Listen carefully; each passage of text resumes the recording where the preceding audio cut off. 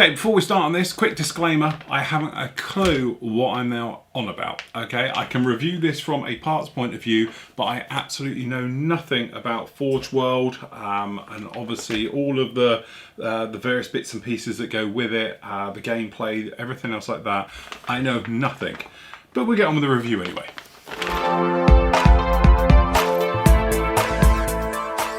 Hello, welcome to Fluid Models Kit Review Time. Today we've got something completely different. We have a carrier bag. That's it. Different, I must admit. I haven't seen many kits that come in a bag, not since the, well, 60s. Anyway, this is Forge World. When you pay, how much was this? £112 in total. I would expect a bit more packaging, really. What we have here is a heavy-duty plastic bag full of very delicate parts. And I am just amazed it's chucked in a carrier bag. I must admit, I'm not impressed at all. I'm sure there's some reason for it, but you know, I've been in this industry for the best part of 30 years and I can't think what that could be. Unless they're being tight. Anyway, what we have here is something I haven't seen before. I haven't looked in the bag. I don't even know what this thing is. Okay, so I'm doing this completely blind. Basically, bit backstory to this. This is Keith. Keith on the forum. He sent this down to me. We all spoke about this when we had the members meet barbecue in the summer, and we were talking about different genres and areas and things that, you know, it's still modelling, but not in the traditional way, like this type of thing, and with sci-fi stuff and all those different things. But it's all under the modelling umbrella, and we was on about expanding into that universe and getting used to it. So anyway, he went off, bought one of these. Keith's very good at buying weird and wacky stuff, trust me. You know, so, and actually, if you're wondering who owns this, that's him. Blame him. Okay, so, anyway, this is the Forge World, and this is, what is it? It's actually the Fire Raptor Gunship. Now, it's £100 plus your shipping on top of that. Okay, so it's going to be another 18, 20 quid on top, all right? I don't even know what this thing looks like, because there's no box on that. It's all a little bit difficult. So, as I say, I've never been in here. I don't know, that must be the instructions, surely. Okay. Now, I've built some, well, dodgy things in the past, and I've built a lot of garage kits, to be honest, a lot of sci-fi stuff, big studio scale stuff like that in the past. And I'm used to having little to no instructions, but not when you're paying this amount for it. It looks like a knockoff.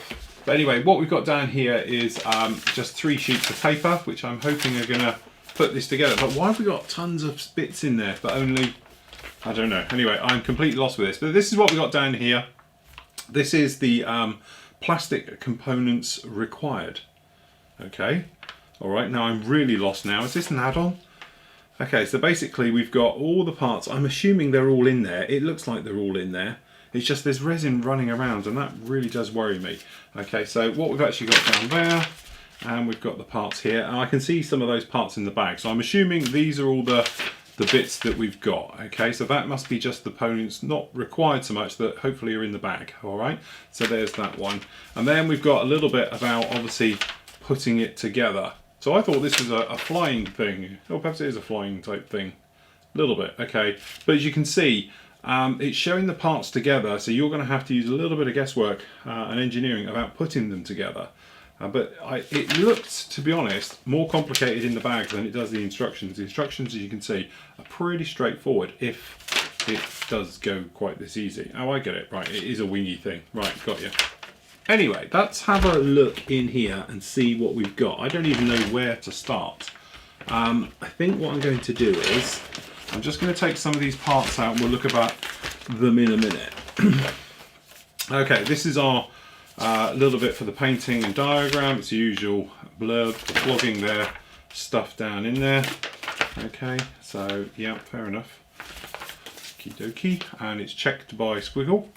Well done, Squiggle. Let's hope it's all in here, Squiggle. Okay, so just getting it out here. So it looks like we have a little bit of a mixed media. I think what we're going to do is, I've got half a cup of wash there. I don't really want to knock over. Let's make a bit of room. Right, okay.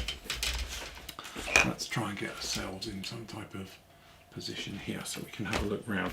Right, this is injection molding plastic. It's very strong plastic. This is proper ABS styrene rather than your traditional stuff. Okay, it feels really, yeah, it is extremely strong, very robust, should be handled. Okay, looking at it straight off the bat, it's bulky but good level of detail, no problems at all. So what we're talking by that is it's quite big, it's chunky, but this is what this thing is. It's supposed to be an armoured transport stroke gunship type thing at the end of the day, and it is what it is. It is that thing. Panel lining details look quite heavy, big and chunky, but again, I'm assuming it should be.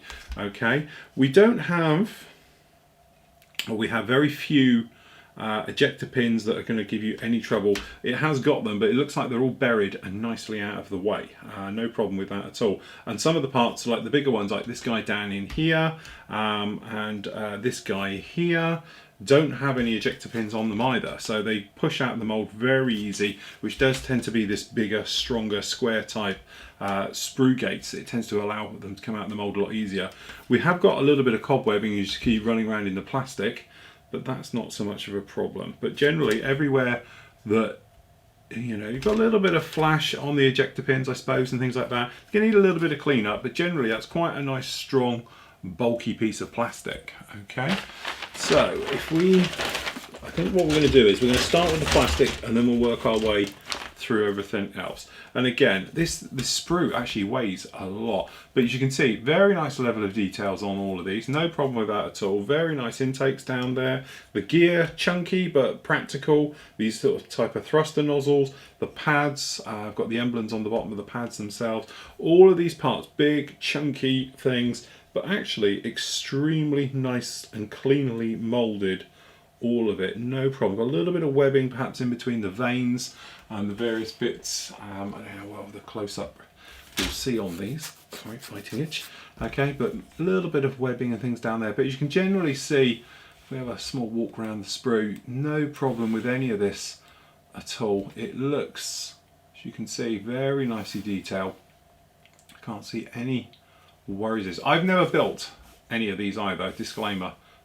It's one of these things I intend to get into, especially next year. I'm going to do some real far out wacky stuff. But generally, I have to say, it does look very nice. The actual gates, saying what they are, 41 and all the rest of it, is on the actual sprue itself. It's not on tabs and things. So nice, sturdy way of doing it. But it feels industrial. It feels chunky and big and heavy and everything else like that. Okay, again, this is quite a lot of detail and you know, the various bits on here. But generally, as you can see, no problem with this at all. Looking very nice. If we have a run round, as you can see, nice level of detail. The parts clean, crisp. You know, the only way I could describe this is Russian. It feels Russian, as in that beautiful mixture of heavyweight, solid construction and everything else like that. And it does, it sort of comes across like that. But you see down here, we've got the guns, the various other parts down in here. No problem with it all. It is absolutely fantastic. Good, heavy duty, solid construction all the way through. And on the other side, as you can see, no problem with that at all. I can't see any sink marks, mismolds, flash particularly. Got a little bit of flash running around the sprue, but not actually on any of the parts. Okay, and then down here you can probably see what details. We've got a little figure down here. Okay, it's helmet, more parts of him. Obviously his legs to give you a scale issue and things like that, and torso. Again, very nicely done. The shoulders over here. Generally very nice, very heavyweight. Okay, so we've got down here, I'll do the clear part next, and we can get that out of the way. The clear part, again, to be honest, isn't the clearest in the planet. It's not beautifully done. You can probably see it has that sort of old glass effect, but it's thick, it's quite heavy, it's chunky and everything else like that. And I think because what we're saying about this actual kit and its purpose in life, you know, and its place in the scale world, it should be thick, heavy duty. You'd expect big, heavy armoured glass and all those things on there. Okay, so this is some of the resin parts now, which again, we've got a little bit of, you know, bearing line between two halves of the mould, but nothing you would really shout home about. They're pretty tight, pretty much together. The parts, we have got some little bit of cleanup issue down in these parts, but again, we don't have any air pockets or sort of bubbles in the mould or anything else like that. It's obviously vac chambered and out. And so we've got a little bit of flash, a bit of tidy up just down in here in these parts, but generally no problem with that at all. We got this guy down here, which yeah, I assume was attached to something. This is what I'm saying about the bag. What do we reckon? Where's that from? It's got to be off of here somewhere. It's off of someone. Was it that end? Don't know, but that's obviously, what's it off of this guy? Came off of here. That's where it would have done. He would have been originally on here and he's come off of here. Hey, with this it could have been something. It could have been part of something. This is where I show my ignorance and my geekness.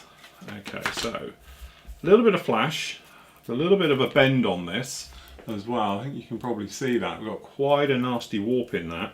In fact, that's a really, really nasty warp in that. That's going to need to be pushed out and flattened out. Again, I don't think it would be a problem. We've got a little bit of flash down in here. As I say, it's just, unfortunately, when you look at it, you can probably see that warp involved in that. That's quite a hefty bend in there. It's going to need straightening out.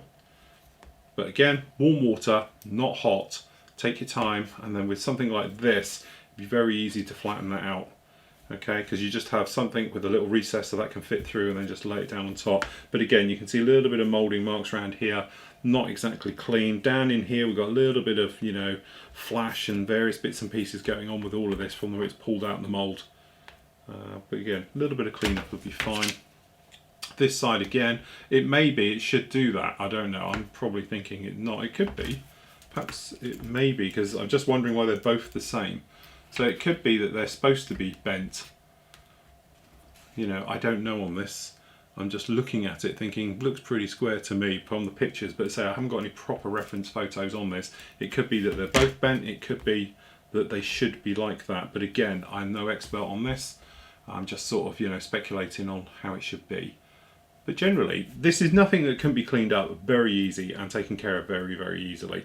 Okay, so very nice, all of that. Clunky, but very nice. Let me just, as I say, it's not mine. It's Keith's. Blame Keith. He made me review it. Okay, so let's move that over there. Right. So we got another part here, which looks like to be a back part. Some nice details on the engines and everything else again. A little bit of a seam line, sort of burring down between both halves, but generally no problem with that at all. All seems to be good, solid construction. Again, a couple of swipes with a sanding stick, be good to go. That's no problem with that one. We've looked at that. Right, okay, let's have a look in baggy one.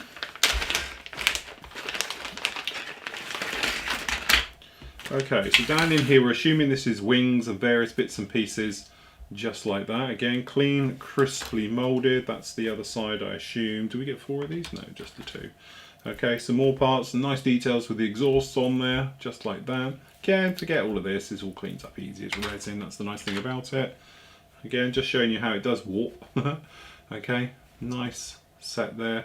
This one, you can see it, is absolutely swimming in release agent. Now what happens is, you need to do this. Anybody who's done any type of resin, pouring and everything else, you get 2 options: vegetable oil, silicone spray, which is, to be honest, the way I do it, or you can use, I think it's petroleum jellies, things like that, to get them out in the mould. The first one is always like this. After that, they're cut quite clean, and you might get 5 pulls out of it before it gets all horrible. Again, might be a little bit of warpage in there, don't know.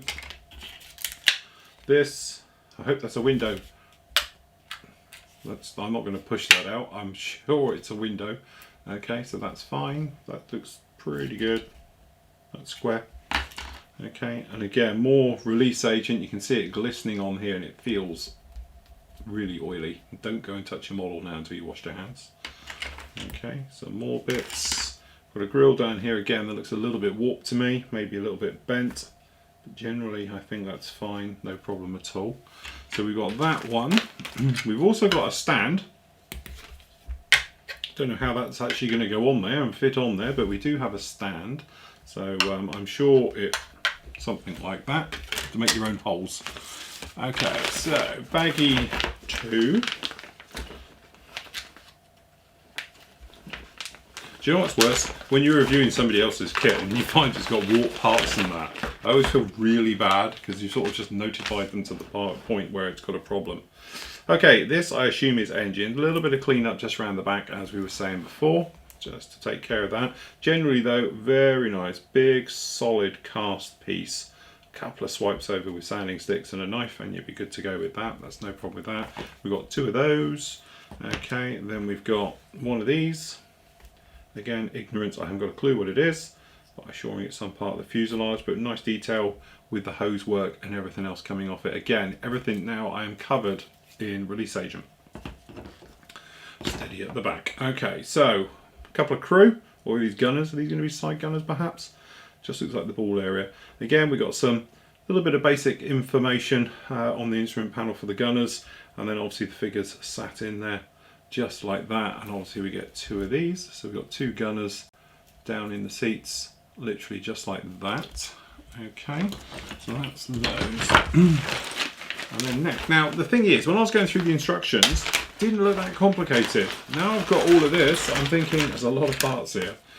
Okay, so I assume we're going to have duplicates. So these are going to be, I assume, which are the gunner's position here. These are the side shells of it, going to be for like gunner's pods, which are going to be hanging out the side. Those look very, very nice indeed. As you can see, we've got a couple of different ones of those. So you've got your left and rights, as well as the sides just like that. Okay, and then we've got another type, looks like a hatch, just like that. Guns, a couple of guns just in there again, all nicely cleanly moulded. Okay, so obviously for the gunner's arms with the shoulders guards on there, actually holding a fire button or a grip, control grip. Okay, again, I assume that's more parts of the clam seat with the way the seat goes on, probably the front part, to be honest, on there just like that. Very nicely done indeed. Okay, and some more. Just whip through these. Okay, so again, some little engines, cleanly, nicely done. Another set of those. Pad, landing pad. Again, nicely done. So we have it in resin and in thingy. Are we saying that this is an upgrade, which I am, to a standard plastic kit, and this is an upgraded, beefed up version because of? Just think it is. Easy. Turn them out and hollow out the barrels for the guns, Gatling guns there. Very nicely done indeed. Okay, we've got some other types of guns. Again, just need some hollowing out work on those, just to detail those up. Again, beautifully done. I'm amazed, to be honest, it's all in one bit. A little bit flashy, this one, you can see I've got some flashing. But again, being resin, it's so easy to clean up. That's the beauty about it. Just take your time, medium sanding sticks, and you'll be good to go. Again, grill work. Not sure what that is. Everything seems to be good, no problem at all. Maybe, I don't know, that looks a little bit warped to me as well. I don't know, you guys are seeing it as well. It just looks not exactly square. Okay, another pad. I assume that's the other bit, for these are the 2 landing pads for the other bits. Perhaps it gets extra gear being big. Yeah, just knocking out the webbing easy, just getting there with a sharp knife. Okay, couple more C's. Okay, we've got another bit of a hatch, it looks like, with full details on there. Okay, and some more hoses. There we go, which are separate parts. I'm covered in release agent now. So, there we go. What can you say? It's a lot of resin. It's 100 quid, but I have to say, there's a lot of resin involved with this. There's a lot of parts. When you look at the instructions, you think, well, that's a 2-minute job, but there's a lot more resin here than I think it's sort of allowing for. It's a solid model as well. It's not like a normal plastic kit where it's hollow. This is solid. It's going to be extremely heavy, okay, and you know you're going to be built something like it. So in some ways, I think 100 quid, I don't think it's a bad price for it. There's a lot of resin involved in this, a lot of pouring, and obviously we've got the injection molded stuff over there and everything else. The big thing about this though is obviously the painting. Painting and weathering these you can go to town. You can knock the hell out of them. You can have them looking brand new. You can do in metal finishes, you can do them in full camos, rust them up, wear them up. It's limitless, and that's the beauty about doing this type of thing. And it's something me and the guys have been speaking about recently, about how it's nice to do sci-fi and this type of thing, because there is no right and wrong. Your imagination as a modeler and your own artistic license, you can do what you like. You know, at the end of the day, it is your work, okay, and everything else like that. So I can understand why guys are getting really into this now, because you can do it your way. There's no rule books to this. And definitely, when I first saw it and it was 120 quid, I did think, wow. But again, I'm pretty impressed. There's a lot of resin down there. There's a lot of material. It's probably money well spent, and you're going to end up with something big and beefy and chunky. It's going to be a flying tank and all the rest of it. As you can see down on here, it does look very nice when it's done. Okay, I think you're going to end up with something extremely nice, and this is those turrets we were talking about. It's just that when you look at this, you think, oh, 3 sheets of paper, you're going to build it within half an hour. It's a little bit more work than that, I can assure you of that one. But there we go, that is the Forge Worlds. This one is the Fire Raptor Gunship. It was bought direct from Forge World. It's from the Games Workshop. This one came from Nottingham, just out of interest, and everything else like that. So if you are interested in those things, go and check them out.